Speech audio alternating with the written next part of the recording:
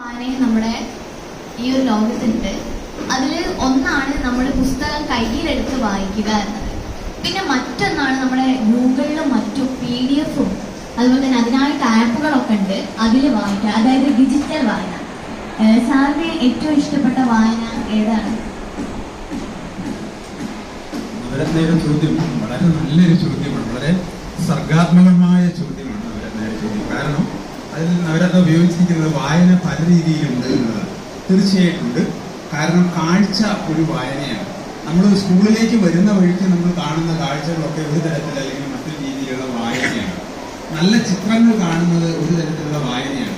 നല്ല സിനിമകൾ കാണുന്നത് മറ്റൊരു തരത്തിലുള്ള വായനയാണ്. പിന്നെ നമ്മൾ സ്കൂളിൽ ഞാൻ നേരത്തെ പറഞ്ഞതുപോലെ സ്കൂളിലേക്ക് വരുന്ന വഴിയിൽ കാണുന്ന സാധാരണക്കാരായ മനുഷ്യരുണ്ട്, കഷ്ടപ്പെടുന്നവരും കൂലിപ്പണിക്ക് പോകുന്നവരും അങ്ങനെയൊക്കെയുള്ള മനുഷ്യരുണ്ട്. അവരെയൊക്കെ കാണുന്നതൊക്കെ വിദ്യാഭ്യാസത്തിന്റെ ഭാഗമാണ്. അതൊക്കെ കൂടിച്ചേർന്നതാണ് വായനയും വിദ്യാഭ്യാസവും എന്നുള്ളത്. അത് നമ്മുടെ കുട്ടികൾക്ക് നിർഭാഗ്യവശാൽ ഈ വാഹനം സ്കൂളുകളിലേക്ക് വന്നതോടുകൂടി നഷ്ടപ്പെട്ടു പോയി എന്നുള്ള ദുഃഖം കൂടിയാൽ ഇതിനോടൊപ്പം ഞാൻ പങ്കിടുകയാണ്. കാരണം നിങ്ങളുടെ അനുഭവങ്ങളെ നിഷേധിക്കപ്പെട്ടു, ആ അനുഭവങ്ങളൊക്കെ നിങ്ങൾക്ക് പോയിട്ടുണ്ട്. പക്ഷേ നമ്മുടെ വായന എന്നത് എനിക്കിഷ്ടം ഇപ്പോഴും പുസ്തക വായനയാണ്. കാരണം കാലം ഇപ്പോൾ നമുക്ക് ഈ വായനയൊക്കെ ഡിജിറ്റൽ വായനകളെല്ലാം സജീവമാണെങ്കിലും പുസ്തക വായനയ്ക്ക് ഏറ്റവും ഒരു പ്രത്യേകത എന്ന് വെച്ച് കഴിഞ്ഞാൽ അത് നമുക്ക് അതിനൊരു സ്വകാര്യത നൽകുന്നുണ്ട്. നമുക്ക് ആവശ്യമുള്ള ഭാഗത്ത് നമുക്ക് സഡൻ ബ്രേക്കുകൾ ഇടാനും അവിടെ നമുക്ക് ഇഷ്ടപ്പെട്ട ഭാഗങ്ങൾ സ്വന്തമായ പുസ്തകമാണെങ്കിൽ എന്റെ പുസ്തകം വായിച്ചിരിക്കുന്ന പുസ്തകമൊക്കെ നോക്കി കഴിഞ്ഞാൽ അറിയാം, മുഴുവൻ അടിവരകളും അതേപോലെ തന്നെ എനിക്ക് ഇഷ്ടപ്പെട്ട ചില ഭാഗങ്ങളൊക്കെ ഞാൻ ചുവന്ന മഷി കൊണ്ട് അടയാളപ്പെടുത്തുകയും അങ്ങനെ പ്രധാനപ്പെട്ട ഭാഗങ്ങളിൽ പോയിന്റ് എന്നൊക്കെ ഞാൻ എഴുതി വെക്കുകയും ഒക്കെ ചെയ്യും. എന്നിട്ട് ആ ഭാഗം ഞാൻ പിന്നീടും എടുത്ത് വായിക്കുമ്പോഴാണ് എനിക്കതിന് വേറെ അർത്ഥങ്ങളൊക്കെ എനിക്ക് തോന്നുന്നത്. അതുകൊണ്ട് ഞാൻ സാന്ദർഭികമായി ഞാൻ പറയട്ടെ, ഖസാക്കിന്റെ ഇതിഹാസത്തിൽ നമുക്ക് മലയാളത്തിൽ ഒറ്റ അക്ഷരം മാത്രമേ ഉള്ളൂ. അതെനിക്ക് വായിച്ചപ്പോൾ കിട്ടിയതാണ്. ഒറ്റ അക്ഷരം മാത്രമേ ഉള്ളൂ, തുടങ്ങുന്നിടത്ത് തന്നെ വന്ന് അവസാനിക്കുന്നത്. മലയാളത്തിൽ 51 അക്ഷരങ്ങളിൽ ഒരക്ഷരം അങ്ങനെയാണ്. അത് തുടങ്ങുന്നിടത്ത് തുടങ്ങി അവസാനിക്കുന്നത് അവിടെ തന്നെയാണ്. അത് അധികരത്തിൽപ്പെട്ട ഠകാരത്തിൽപ്പെട്ട അക്ഷരമാണ്. 0 എന്നെഴുതുന്നില്ല, ഠ എന്നെഴുതുന്നത്. അത് തുടങ്ങുന്നിടത്ത് തന്നെ വീണ്ടും അവസാനിക്കുക എന്നതാണ്. അത് മനുഷ്യൻ എത്ര ശൂന്യനാണ് എന്ന് സൂചിപ്പിക്കുക കൂടി ചെയ്യുന്നില്ലേ? ഖസാക്കിന്റെ ഇതിഹാസത്തിൽ അപ്പുകിളി എന്ന് പറയുന്നതായ കഥാപാത്രം, ആ അപ്പുകിളി ഒരു മന്ദബുദ്ധിയായ കഥാപാത്രമാണ്. അപ്പുകിളി ഇന്നാണെങ്കിൽ നമ്മൾ പിന്നെ ജനിച്ചിക്ക എന്നൊക്കെ പറയുന്ന ആ അപ്പുകിളി ജീവിതം മുഴുവൻ ഈ രവിയോടൊപ്പം പഠിച്ചിട്ടും അവസാനം അവൻ ആ ഭിത്തിയുടെ മുകളിൽ എഴുതിയിട്ടിരിക്കുന്നത് ആ 0 എന്ന് പഠിച്ചിരിക്കുന്ന അക്ഷരമാണ്. അത് ചുവപ്പും പച്ചയും നീലയും ചുവപ്പുകളും എഴുതിയിട്ടിരിക്കുകയാണ്. വായന ഞാൻ അവിടെ എത്തിയപ്പോൾ, നിങ്ങളും അങ്ങനെ വായിക്കണം എന്നതുകൊണ്ട് പറയുകയാണ്, അവിടെ വായന എത്തിയപ്പോൾ ഞാൻ നിർത്തി. കാരണം ഒരു മനുഷ്യൻ ആദ്യവും അവസാനവും തിരിച്ചറിയുന്നത് ഞാൻ ഒന്നല്ലെങ്കിൽ മറ്റൊരു രീതിയിൽ 0 എന്ന് തിരിച്ചറിയാത്ത ഒരു മനുഷ്യനല്ല എന്ന് അവരെന്നെ നമ്മളെ നമുക്ക് മനസ്സിലാക്കേണ്ടതുണ്ട്.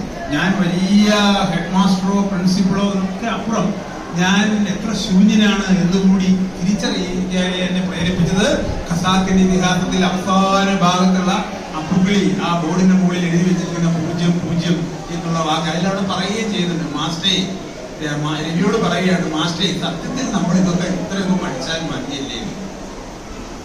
പറഞ്ഞൊരു ഫിലോസഫിയാണ്. നല്ല ചോദ്യമാണ്.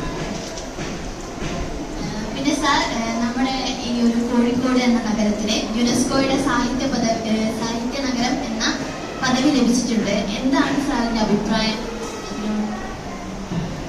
കുറിച്ച് നിങ്ങൾ അഭിമാനിക്കുക. നല്ല ചോദ്യമാണ്. കാരണം എനിക്ക് ഒരുപാട് ഉത്തരങ്ങൾ അതിന് പറയാൻ വരുന്നുണ്ടെങ്കിൽ ഞാൻ ചുരുക്കി പറയുകയാണ്. ഇപ്പോ ഒരുപാട് ആൾക്കാരുണ്ടാവുക, ഒരു ദേശത്ത് ഒരുപാട് ആൾക്കാരുണ്ടാവുക എന്നുള്ളതല്ല ആ ദേശത്തിന്റെ സമ്പന്നത എന്നത്. ഉള്ള ആൾക്കാരിൽ എന്തെങ്കിലും സമ്പന്നമായിരിക്കും. ഇപ്പോ അതുകൊണ്ടാണ് ലോക സംസ്കാരത്തിന്റെ കളിത്തൊട്ടിൽ എന്ന പേരിൽ അറിയപ്പെടുന്ന ഒരു രാജ്യമുണ്ട്. ഏതാണെന്ന് അറിയാമോ? സംസ്കാരത്തിന്റെ കളിത്തൊട്ടിൽ എന്ന പേരിൽ അറിയപ്പെടുന്നതാണ്. അന്ന് ഒരു 2-3 ലക്ഷം ആൾക്കാരുണ്ടായിരുന്ന ഇന്നത്തെ യമന ദേശം എന്ന് പറയുന്ന ഗ്രീക്കിലുള്ളതായ യൂറിപ്പിഡിസിന്റെയും സോക്രട്ടീസിന്റെയും ഒക്കെ ചിന്തകൾ അടങ്ങിയതായ പുസ്തകങ്ങൾ അസാധാരണങ്ങളായ പുസ്തകങ്ങളായിരുന്നു. അവിടെ നിന്ന് വന്നുള്ള കൃതികളെയും സാഹിത്യ ഗ്രന്ഥങ്ങളെയും മുൻനിർത്തിയാണ് ആ ദേശത്തെ സംസ്കാരത്തിന്റെ കളിത്തൊട്ടിൽ എന്നാണ് ഗ്രീസിനെ യമന ദേശത്തെ അറിയപ്പെടുന്നത്.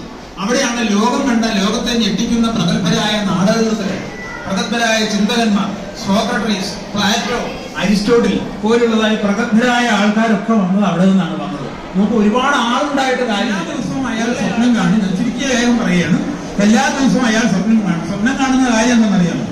ഭൂമിയിൽ ഇല്ലാത്ത കാര്യം. അന്ന് അയാൾ സ്വപ്നം കാണും. അയാളുടെ പണി പ്ലംബിംഗ് വർക്കാണ്. ഈ പ്ലംബിംഗ് ജോലിയില്ലേ, അപ്പം പൈപ്പ്, അങ്ങനെയുള്ള പൈപ്പ് ഇടുക, അങ്ങനെയുള്ളതായ കേടായ സാധനമൊക്കെ ഉണ്ടാക്കണം. അന്ന് അയാൾ സ്വപ്നം കണ്ടത്, ചാടി എഴുന്നേറ്റത് നിജാമുദ്ദീനാണ്. അവൻ സ്വപ്നം കണ്ട് ചാടി എഴുന്നേറ്റത് മെഡിക്കൽ കോളേജിലെ മൂന്നാമത്തെ വാർഡിലെ ഒന്നാമത്തെ സെക്ഷനിലെ 8ാം നമ്പർ കട്ടിലിലെ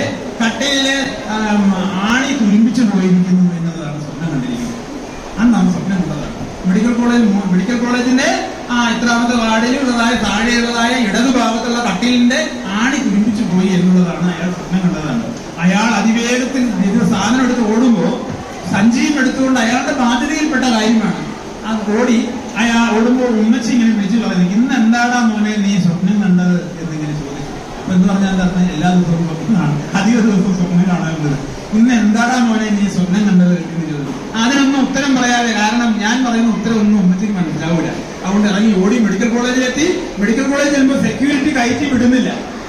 അപ്പോ ഇവൻ ഇങ്ങനെ വിചാരിക്കുകയാണ്, സെക്യൂരിറ്റിക്ക് അങ്ങനെയൊക്കെ പറഞ്ഞാൽ മതി, പക്ഷെ അതിന്റെ മുകളിൽ കിടക്കുന്ന ആലപ്പുഴയിൽ നിന്നും കൊണ്ടുവന്ന കുഞ്ഞവതയുടെ മകളായ മീനാക്ഷി ആത്മഹത്യ ചെയ്യാൻ വേണ്ടി തീ കൊളുത്തിയതാണ്. അവളാണ് അതിന്റെ മുകളിൽ കിടക്കുന്നത്. ഒരു നിമിഷം കൊണ്ട് ആണി അടർന്ന് താഴേക്ക് കട്ടിലോട് കൂടി വീണ് കഴിഞ്ഞിട്ടുണ്ടെങ്കിൽ നിങ്ങൾക്ക് നിന്ന് ചിരിച്ചാൽ മതി. ഒരു കുട്ടി അങ്ങനെ വീഴുന്ന കണ്ട് ചിരിച്ചാൽ മതി. പക്ഷെ എനിക്കത് പോരാ, എനിക്കത് പ്രശ്നമാണ്. അങ്ങനെ ഓടി അവൻ അവിടെ ചെല്ലുമ്പോ കാണുന്നത് എന്താണെന്ന് അറിയാമോ? ആ കട്ടിൽ, ശരിയാണ്, 8ാമത്തെ കട്ടിലില് ആരുമില്ല. കട്ടിലിന്റെ ആ പച്ച റക്സിൻ മാത്രം അവിടെ ഉണ്ട്. അടുത്ത് നിൽക്കുന്ന വേറൊരു സ്ത്രീ ജനലിലൂടെ പുറത്തേക്ക് നോക്കി അങ്ങനെ നിൽക്കുന്നു. അപ്പൊ ആ സ്ത്രീയോട് ചോദിക്കും, ഇവിടെ ഉണ്ടായിരുന്ന ആൾ എവിടെ പോയി എന്ന് ചോദിച്ചു. ഇതിന് കട്ടിലൊരാളിന്. അന്നേരം പറഞ്ഞു, ആ സ്ത്രീ പറഞ്ഞു, മോനെ അതൊന്നും പറയണ്ട, പോയത് നന്നായോ? അപ്പൊ പറഞ്ഞു, പോയത് നന്നായി. അത്ര കണ്ട് വേദന പിന്നെയായിരുന്നു. എന്ത് പോയിരുന്നു? സ്വപ്നം കൊണ്ട് തോന്നുന്നല്ലേ അല്ലെ? സ്വപ്നം യാഥാർത്ഥ്യം ഒന്നായിരുന്നു. ആ എന്ത് പോയിരുന്നു മോനെ, പൊയ്ക്കോട്ടെ, കുറച്ചോനെ കണ്ടുകൂടായിരുന്നു എന്നിങ്ങനെ പറഞ്ഞു. അപ്പോ ഇവൻ താഴേക്ക് എങ്ങോട്ടാണ് കൊണ്ടുപോയതെന്ന് അറിയാമോ? താഴേക്ക് വെള്ളം കുറച്ച് താഴേക്ക് കൊണ്ടുപോയി.